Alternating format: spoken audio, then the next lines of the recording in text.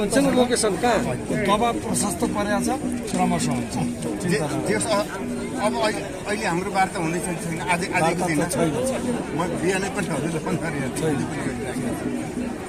भनेपछि अब हामी यसो छ कि वार्ता हुने त उहाँहरूले हामीले जे प्रस्ताव पेश गरेका छौँ त्यसमा उहाँहरूको पोजिसन के हो भनेर बोल्नु पर्यो नि त। ऐन आउने विषयमा हामीले 3टा कुरा प्रस्तावित गरेका छौँ। क्याबिनेटले गर्दा निर्णय हुने कुरा सबै निर्णय अविलम्ब गर भनेका छौँ। त्यो कुरामा उहाँहरू अगाडि आएपछि त वार्ता हुने हो। नभए त्यतिकै लागि हामीहरू शान्तिपूर्ण आन्दोलन गरिराख्दा आज 11-12 दिनसम्म गरिराख्दा उसले टेढेन, सरकारले टेढेन। यो कुरा सबैलाई महसुस भयो। सरकारले टेढाउनको लागि सरकारले पनि हामीलाई केही मान्नको लागि हामी जसरी 12 कक्षाको इक्जाममा हामी सरिक हुँदैनौँ, यासीका कपीहरू गर्दैनौँ हो। हाम्रो 12 कक्षाको परीक्षामा संलग्न नहुनु एउटा चोट, यासीको कपी परीक्षण नगर्नु अर्को चोट। अझै पनि अब हामीहरू अघि गर्नलाई अलिकति सशक्त भएर अगाडि बढ्नुपर्छ कि भन्ने हाम्रो आग्रह हो। सशक्त भनेको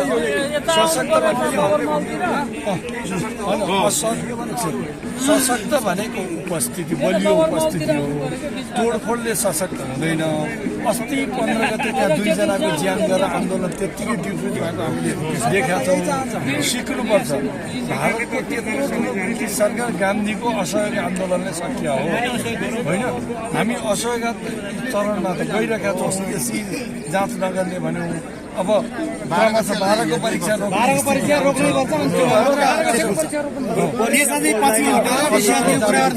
गाङडुङ गर्नु हो भने आन्दोलन पतन हुन्छ। 2-4 जना साथी घाइते अपाङ्ग हुनुहुन्छ, केही हुनुहुन्न।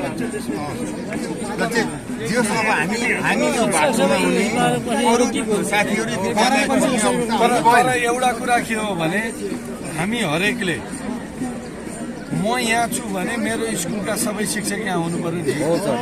तपाईँ यहाँ हुनुहुन्छ भने तपाईँको सबै यहाँ तातो घाममा बसेर लडाइँ गरेर उपलब्धि लिएरै जाँदा एउटाले ओछ्यानमा आफ्नै घरको भात खाएर ओछ्यानमा सुती उपलब्धि पाउने, एउटाले यहाँ काठमाडौँमा हजारौँ खर्च गरेर दुःख गरेर मात्रै उपलब्धि लिएर जाने त न्यायिक हो, बराबर हो। त्यो मान्छे पनि यहाँ आउनु पर्छ। तपाईँहरूले बोलाउनु 27,601 सार्वजनिक विद्यालय छन्। त्यो ठाउँमा लक्ष्मीकिशोर सुवेदी, नानुमाया अथवा तुला थापा, मदन जोशीले फोन गरेर खोजेर त तर तपाईँले त आफ्नो एउटा स्कुल फोन गरेर पुग्यो भने हे साथी हो तपाईँ त म यहाँ लेख्दैछु, को आउनुभयो, तपाईँले चिन्नु पनि हुन्छ। को आउनुभयो, को आउनु भने म रेकर्ड राख्छु, रेकर्ड बुझाउँछु भनेपछि आउँछ नि सर। यहाँ तपाईँ जिल्ला मार्फत जानु पर्यो। आउन सक्दैनन् भने पनि स्थानीय तहको पालिका घेरेर बस्न के हुन्छ? पालिकाबाट हुँदैन सर। पालिका घेर्नु भने तपाईँ फर्किनुहुन्छ, हुँदैन पालिका। हामीले सूचना निकालिसकेका छौँ, सबै आऊ भनेको छौँ। उहाँहरूले नमानेको मात्रै हो, महत्त्व नदिएको मात्रै हो। तपाईँले अहिले पालिकामा धरना गरिदिनु भयो भने यहाँ पैसा खर्च गरेर दुःख गरेर को बस्छ? घरकै भात खाएर पालिकै घेर्न जान्छ यहाँका मान्छे पनि। अनि यहाँ कसले हो? आबद्ध संस्थाका अध्यक्ष महासचिव हामी चाहन्छौँ उपलब्धि ल्याउने हो। कोही मान्छे पालिकामा जाँदैन, कोही मान्छे जिल्लामा जाँदैन,